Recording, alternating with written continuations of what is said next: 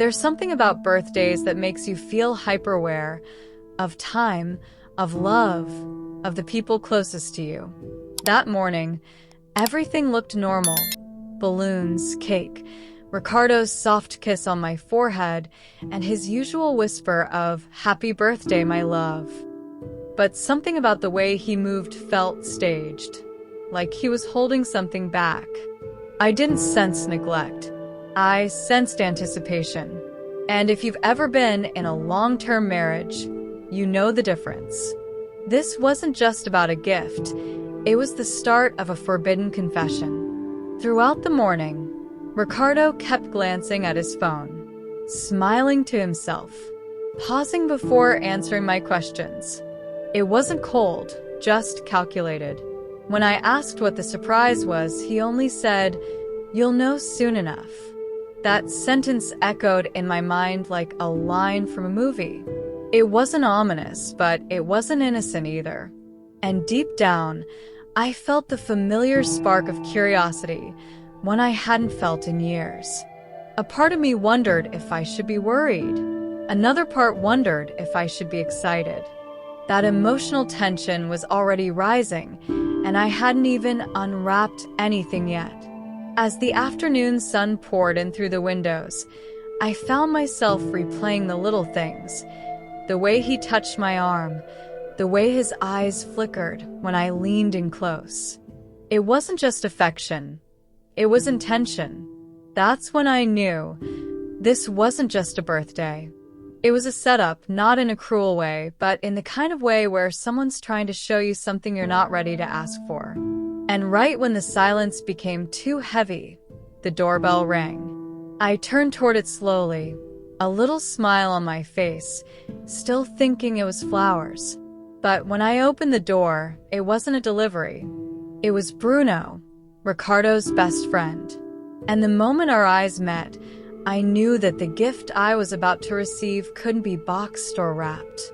Bruno walked in with that relaxed charm he always carried, shirt slightly open, a smile that lingered longer than it should have, and a gaze that locked onto mine a bit too deeply.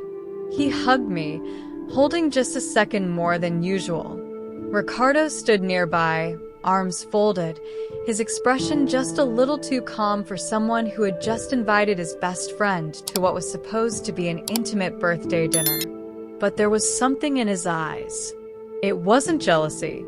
It was permission. The kind of emotional tension that sparks every forbidden confession before the line gets crossed. As the minutes ticked by, the room shifted, like a play we didn't know we were performing. Bruno complimented me with words that danced on the edge of appropriateness, always wrapped in humor, but soaked in suggestion. Ricardo watched closely, smiling. I couldn't quite find my breath. It felt like there was an invisible choreography unfolding between the three of us. Every glance, every pause, every laugh held something underneath it, a slow burn narrative of seduction. Right there in my living room. The lights were dimmer than usual, soft candles flickered on the table, and the air carried a scent I couldn't quite name. We served dinner, but no one was really there for the food. The way Bruno poured my wine, the moment his fingers brushed mine as he handed back the glass, it was subtle, but electric. Ricardo sat back in silence, his presence steady, but charged. Like he was waiting for something. Or someone. It didn't feel like a test. It felt like an invitation. After dinner, Bruno offered to make coffee, but no one moved. We were caught in that suspended moment, where small talk dies and something deeper begins. Ricardo stood up slowly, walked behind me, and whispered, "You trust me, right?" My heart skipped. That was the real gift. Not the meal, not the wine, but this a shared unspoken seduction, with my husband watching. He didn't say it out loud, but I knew.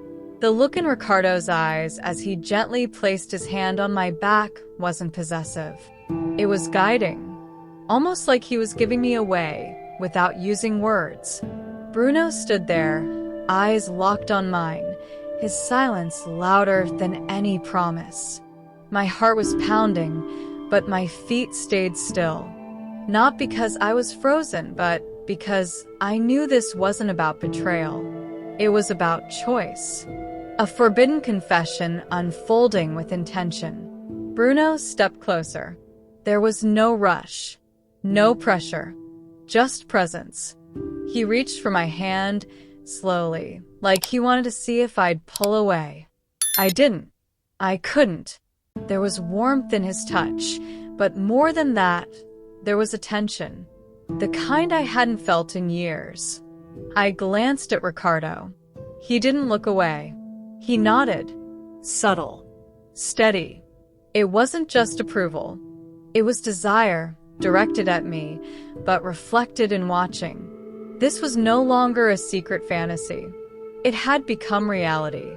There was something surreal about the way it all moved forward.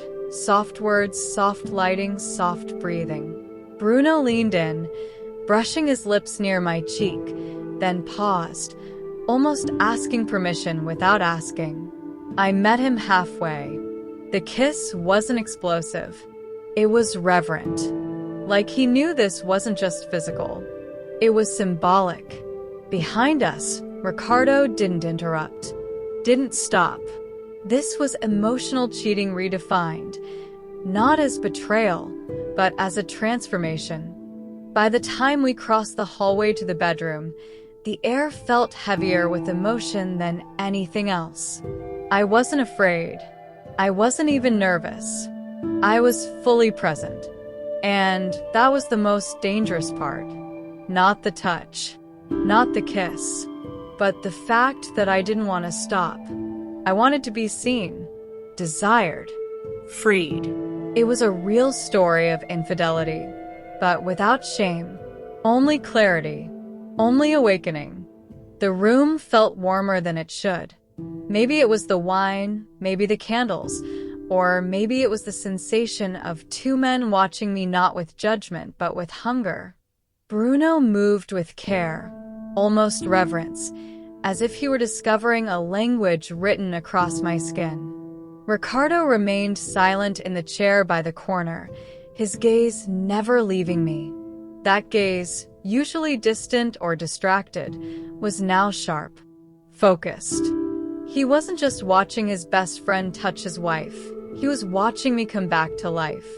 I had expected guilt, shame, resistance. But what I felt was power.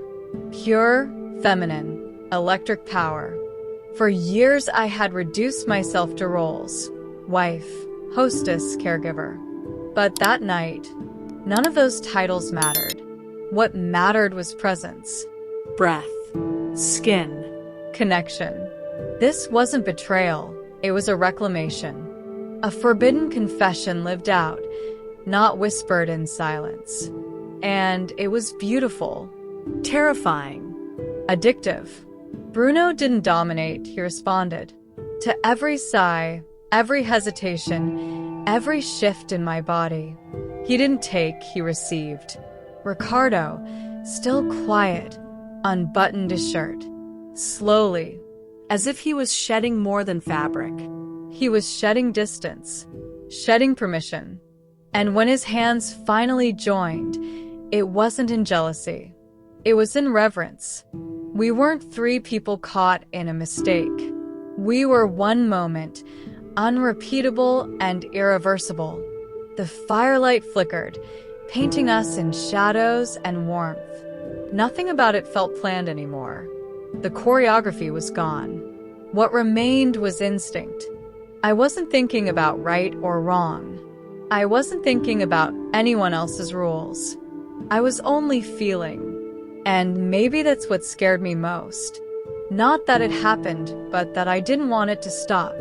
This was intimacy without apology. A night I didn't expect and would never forget. The morning light didn't feel harsh. It felt honest. I woke up tangled in warmth, not confusion. There was no rush to dress, no need to explain.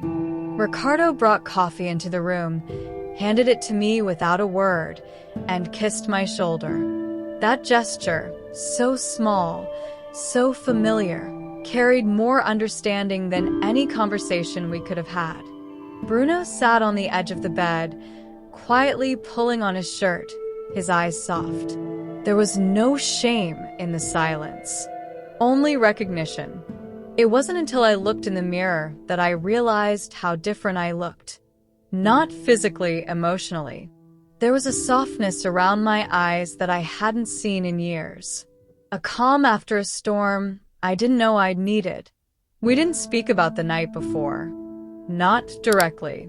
But everything about how we moved said we understood. This wasn't about what happened. It was about what it meant. This wasn't a story of cheating. It was a story of rediscovery. Ricardo kissed me again before leaving the room. "Happy birthday," he whispered. Not like before. This time it felt earned. Not just a tradition, but a gift given and received on all levels. Bruno glanced back before walking out, offering a smile that didn't need decoding. I was left alone, but I didn't feel alone. I felt chosen. Not by them. By me. This had been a forbidden confession, yes, but it had also been a transformation. I don't know what will come next. And that's okay. What I do know is this. Sometimes the greatest gift you can receive is the one that wakes you up to yourself. Even if it comes wrapped in tension, witnessed by someone who loves you, and shared with someone who wasn't meant to be part of the story until he was.